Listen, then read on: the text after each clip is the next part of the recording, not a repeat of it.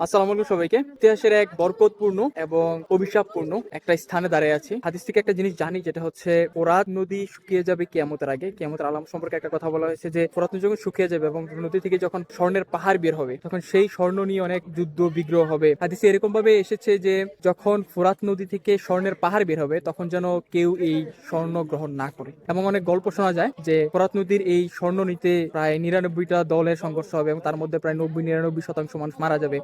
এবং এই নদীটার একটা হিস্ট্রিক্যাল ভূমিকাও আছে। যদি রহমতের কথা কেন বললাম, কারণ হচ্ছে তুরস্ক, সিরিয়া এবং ইরাক, এই তিনটা দেশের জন্য খুব বড় একটা পানির উৎস হচ্ছে এই ফোরাত নদী। এবং এই ফোরাত নদী তাদের সেচ কার্য, তারপরে বিদ্যুৎ উৎপাদন, এই তিনটা কাজ সহ আরো অনেক কাজ এই ফোরাত নদী ওদেরকে হেল্প করে, কাজে লাগে, এবং ওদের জন্য একটা বরকত পূর্ণ এই নদী।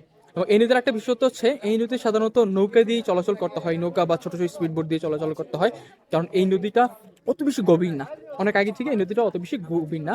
তো আমি এখন দাঁড়ায় আছি ফোরাত নদীর তীরে, সিরিয়ার বর্ডারের প্রায় কাছাকাছি। তুরস্কে একটা রোম প্যালেস আছে এখানে। এই রোম প্যালেসে দেখার জন্য আমরা আসছি, এবং সেখান থেকে আপনাদের দেখানোর ট্রাই করি যে আসলে কেমন দেখায় ফোরাত নদীটা বা কতটুকু, এবং কালাসটাও দেখানোর ট্রাই করছি আপনাদেরকে। এই নদীটা যেটা দেখা যাচ্ছে, এটা হচ্ছে ফোরাত নদী। এবং এখানে যে জায়গাটা দেখা যাচ্ছে, এটা হচ্ছে রোম প্যালেস। সো এখানে এখন যাওয়ার পারমিশন নেই, কারণ হচ্ছে এটা রিনোভেট হইতেছে। এটা ধ্বংসাবশেষটা ওরা ঠিকঠাক করে রাখতেছে, সংগ্রহ করতেছে পর্যটকদের জন্য। সো এই হচ্ছে নদীটা।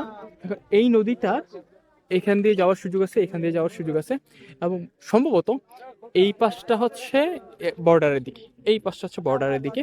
সো এই হচ্ছে সেই ঐতিহাসিক ফোরাত নদী। এবং অনেকেই বলছে যে ফোরাত নদীর পানি শুকিয়ে যাচ্ছে। শুকিয়ে যাচ্ছে বলতে, ফোরাত নদীর নর্মালি পানি অনেক কম থাকে, এবং কিছু অংশ ফোরাত নদীর অনেক জায়গায় পানির গভীরতা অনেক কমে গেছে।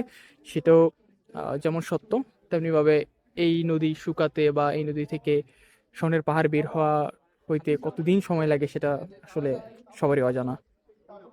এবং এই যে এখানে যে স্পিড বোটগুলো আছে বা নৌকা ট্রলারগুলো আছে, এইগুলো দিয়ে সাধারণত চলাচল করতে হয় এই ফোরাত নদীতে।